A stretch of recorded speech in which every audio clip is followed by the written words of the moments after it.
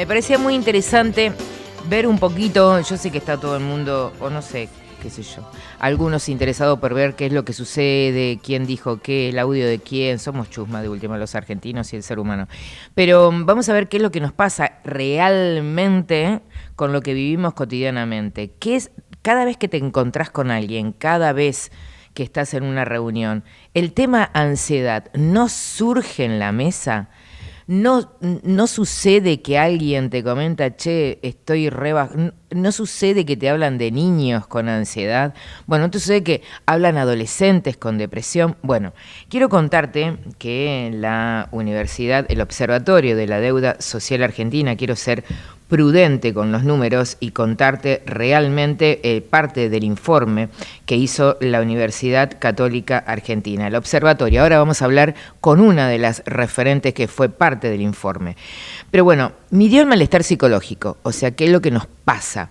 Pero algunos números, antes de adentrarnos en el informe justamente que habla de esto, de ansiedad, de depresión, de angustia, de todo esto que solemos no mirar, posiblemente antes tirarlo bajo de alfombra. Me parece que ahora lo verbalizamos. Pero algún número te digo. En el 2010, el 18% de los adultos decía que convivía con algunos de estos síntomas. ¿Sí?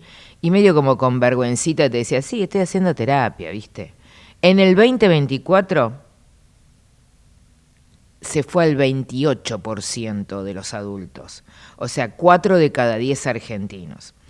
Y las brechas son brutales, obviamente, cuando se complica con el tema del desempleo, cuando se complica con el tema de la desigualdad social que existe, y ni que hablar si somos mujeres. ¿Qué me conturce? Por lo tanto, vamos a hablar con Solange Rodríguez Espínola, que fue parte de este informe, y si no me equivoco, la tenemos, por suerte, para mirarnos, conocernos en esta virtualidad. Hola Solange, ¿cómo estás? ¿Qué tal? ¿Cómo estás, Sara? Muy buenas tardes para vos y la audiencia. Gracias. Bueno, la verdad que cuando vi el informe, y también lo leí el fin de semana en algunos medios, que la primera pregunta, ¿cuál fue el termómetro y la sensibilidad para decir, che, ¿por qué no miramos como investigadores y ponemos la lupa acá en la sociedad? ¿Qué es lo que está pasando? ¿Qué fue lo que vibraron para decir, qué es lo que está sucediendo con esto? Y lo investigaron. Mira, fue promisorio porque en realidad el observatorio cuando se crea incluye dentro de su encuesta preguntas que hacen a salud mental y a bienestar subjetivo. Y desde el 2010 se midió se midió, digamos, con el mismo instrumento, de la misma Ah. manera, que es una escala de 10 ítems, una escala que tamiza o lo rastrea síntomas ansiosos y depresivos. Este instrumento, esta escala, se ha utilizado en diferentes partes del mundo y es muy sencilla porque con 10 ítems y una observación de respuesta de 1 a 5 en intensidad, para evaluar intensidad, las personas pueden responder. Esta misma escala se tomó desde el 2010 hasta el 2024. Y ¿variaron algo? O sea, sí, obviamente que los números hablan de eso, pero ¿tuvieron que agregar algún ítem? ¿Sucedió algún cambio post pandemia? Algo que digan, che, tenemos que variar con este ítem, tenemos que sumarlo. No, lo que hay otras preguntas que tomamos y que también hacen a condiciones de salud y de salud mental de manera específica o habilidades cognitivas.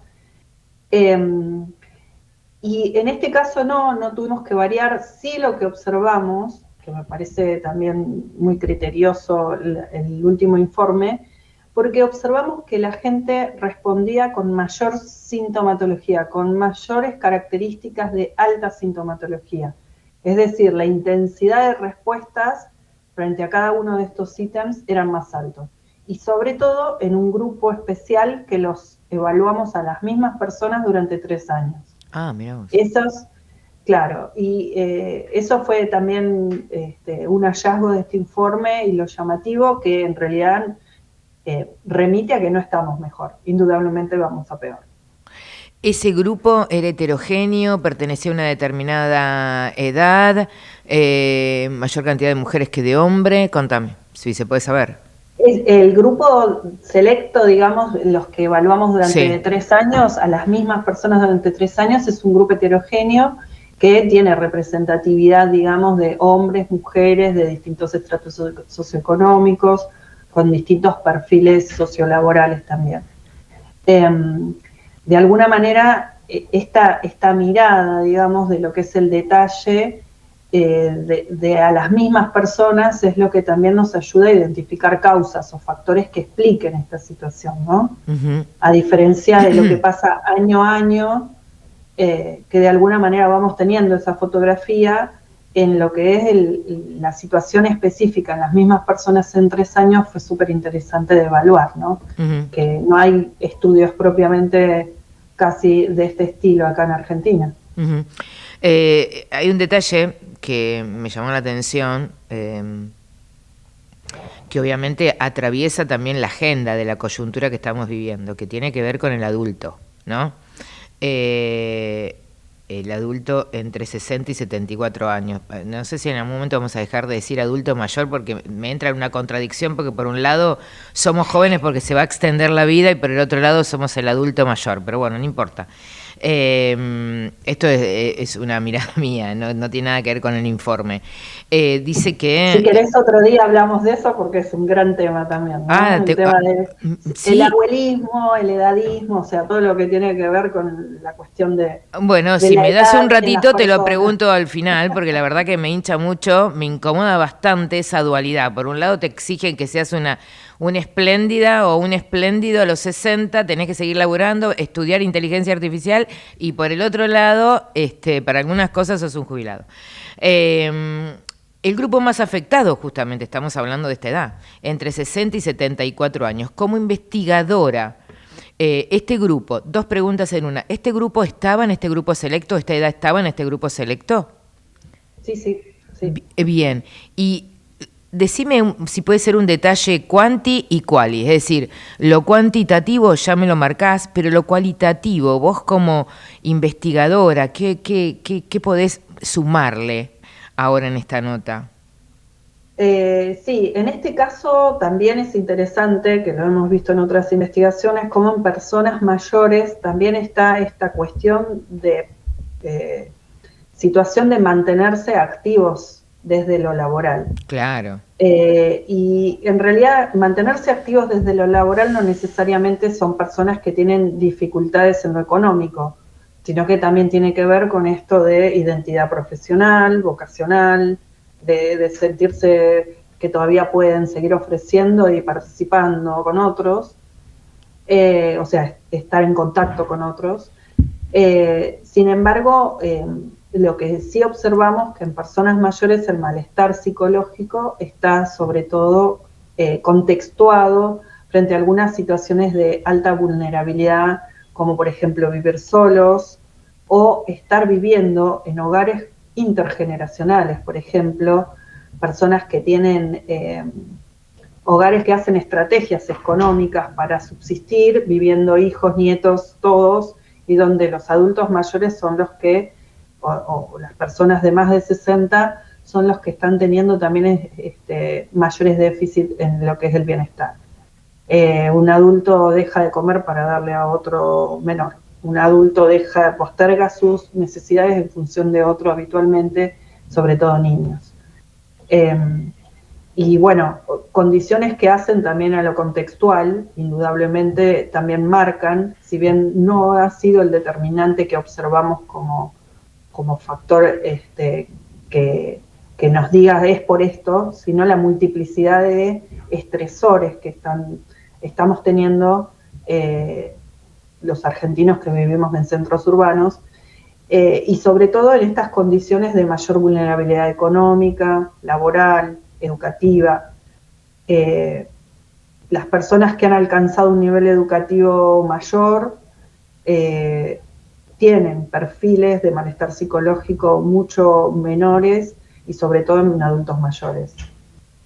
Claro, o sea que para poner blanco sobre negro, cuanto más herramientas intelectuales tenemos, más podemos abordar. Ahora, la herramienta intelectual queda Lo que anulada. pasa es que la herramienta intelectual también es la que en este proceso vital te ha ayudado también a tener un mejor empleo o mejores condiciones de vida, porque está muy asociado también, ¿no? O sea, el que no ha terminado la primaria o el secundario, indudablemente la calidad de inserción laboral ha sido mucho más precarizada, y sobre todo llegando a la etapa de la jubilación o la vejez, estas cosas se sienten mucho más en todo lo que es el bienestar.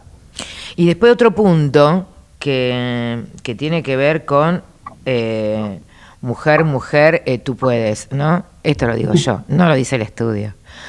Solange, esta es una ironía mía. Ser mujer, 3 puntos más en la escala que los varones. ¿Cómo sería esto? Sí, bueno, también quiero aclararlo, Sí. los estudios epidemiológicos y los estudios a nivel internacional también sostienen estas diferencias con respecto a las mujeres. Sí. No es algo específico nuestro, es algo que también está contextualizado a tareas de cuidado, contextualizado a roles que tienen que ver con las mujeres, a cuestiones biológicas quizás también. Entonces, en el manejo y la expresividad de las emociones también, a diferencia de los hombres, si bien, por ejemplo, las mujeres son las que más ostentan síntomas ansiosos y depresivos y trastornos del estado de ánimo y de ansiedad, los hombres tienen altas condiciones de puntuaciones, por ejemplo, en suicidios, ¿no? Entonces, digo, hay cosas que nos hacen a lo que es una cuestión de género con diferencias notorias, pero que sabemos que en determinados grupos de mujeres son mucho más vulnerables a esta sintomatología ansiosa y depresiva. Solange, como para despedirte, agradecerte el tiempo, podríamos decir que deja de ser comienza a ser un síntoma social para dejar de ser un síntoma individual, esto que estamos planteando, todas estas características y esta situación que tiene que ver con este ADN de la salud mental en la Argentina. Bueno, ahí hay varias cosas. Creo que tiene un indicador social, que no lo podemos ignorar, contextual, de situación en donde los estresores a los que estuvimos expuestos a lo largo de estos años, sobre todo en estos 3 últimos después de la pandemia, que es donde también se marca un aumento notorio del malestar psicológico, son importantes, ¿sí? Pero que se suman a este combo de estresores que hacen que el deterioro sea mayor. Lo individual pesa, es decir, eso también tiene que ver con condiciones propias del ciclo vital, con condiciones que son normativas porque suceden específicamente a cada uno de nosotros, ¿no? No sé, nos divorciamos, se murió un hijo, cosas que hacen a la vida intrafamiliar o más individual, y cosas que hacen a lo contextual, pero a eso se suma un combo, eso es lo que decimos, ¿no? Lo contextual sin duda ha tenido algo que ver en todo esto, esperemos poder seguir indagando y encontrar más herramientas para poder intervenir, ¿no? Que es un poco la promesa o las ganas de lo que dejamos también sobre la mesa a todos aquellos que se dediquen a la salud mental y a las políticas públicas.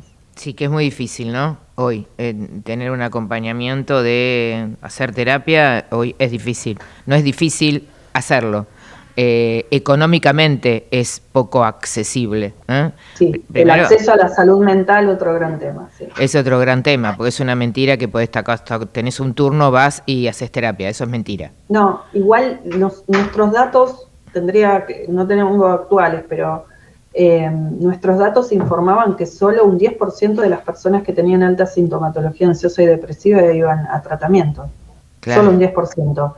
En total, y después si vos desagregabas por cuestiones de vulnerabilidad socioeconómica, te quedaba 3 contra 7, o sea, era muchísima la diferencia. Total. Igual yo te agradezco el que podamos hablar de estos temas en los medios, porque creo que es lo más importante que ha sucedido a nivel social creo, en los últimos años, es que la gente ha dejado de hablar, se ha permitido hablar de cuestiones Claro. individuales y de salud mental como algo que nos pasa a todos, y no Sí, porque estás loco. sí, Solange, esto de, che, ¿sabés que creo que el otro día me agarró un ataque de pánico? No, pará un poco, habrá sido que estabas, no sé. Pero es como es en la conversación, yo tengo hijos de distintas edades, independientemente de las edades, independientemente de que si es un millennial, un centennial o un adulto mayor, sucede. Sucede. También lo que sucede, y no me quiero ir, porque tengo otra nota, sin preguntarte, a lo mejor es un prejuicio mío, y si es así, pido disculpas. Estas terapias alternativas, che, soluciono esto porque hago, no sé, ¿cómo se llama esto? Que se juntan todos, constelar, todas estas cuestiones, por eso digo, por ahí a lo mejor es un prejuicio mío, yo soy una persona que me psicoanaliza hace muchos años, y a mí me parece que, no sé, si me duele la muela voy a un odontólogo, pero bueno, esta es mi mirada, a lo mejor conservadora. En algunas de esas charlas que tuviste con grupos, ¿surgió esta sensación de, che, con una terapia alternativa me acompaña, o es una salida la terapia alternativa hoy por cuestiones económicas? Te hice un combo, pero bueno, cierre usted. Hay que tener mucho cuidado. Yo siempre digo, vayan a profesionales matriculados, porque personas que están haciendo alguna terapia alternativa que no conoce la vulnerabilidad que puede tener esa persona en función a salud mental, Total. Y los alertas que puede despertar en ponerlos en situaciones o despertar situaciones que quizás pueden ser traumáticas, o eventualmente que las personas no la puedan controlar, ¿no? O sea, un desborde emocional, por ejemplo, ¿no? Entonces, todas esas cosas son muy peligrosas. Lo mejor es tratar con profesionales de la salud mental. Siempre chequeen que la persona sea alguien matriculado, que sea formado. A ver, yo no digo que uno haciendo yoga o haciendo mindfulness no mejore su bienestar, pero muy distinto es ir a hacer terapias alternativas que entramos en un plano de lo clínico, que ahí me parece lo más riesgoso en función de estas condiciones, digamos, de conocimientos, ¿no?, académicos. Gracias, Solange. Me quedo más tranquila porque pensé que era prejuiciosa, pero con mucho profesionalismo me diste a entender que no estaba tan errada. Yo creo que hay que ir a un profesional y que el profesional te atienda como corresponde y abordar un tema. Lo que sí me da tranquilidad. Sobre todo ir, porque Sobre hay todo ir. Y muchísima sobre todo gente que no hablar. va exactamente, con el que Hablar e ir. tengamos cerca. Con el que tengamos. Esto es como la violencia de género. Hay que hablarlo, hay que visibilizarlo, hay que ponerlo en la mesa y no hay que sentirse incómoda. Que te duela el alma es lo mismo que te duela una muela. Gracias por estar aquí en Tercer Tiempo. No será la primera vez, no será la última ni la primera. Va a ser constante la molestia que voy a tener contigo. Gracias por estar aquí. No, gracias a ustedes. Bueno, ahí hablamos, ¿no? Solange Rodríguez Espínola, profesional, parte de esta investigación, como siempre, el Observatorio de la Deuda Social Argentina.